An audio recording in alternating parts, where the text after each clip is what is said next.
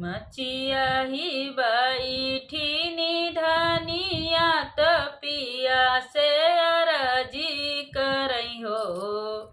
मचिया ही बैठी निधनिया त पिया से अरजी करई हो।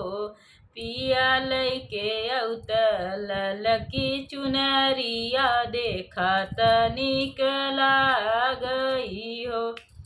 पिया लैके अउतल लकी चुनरिया देखा त निक लागई हो।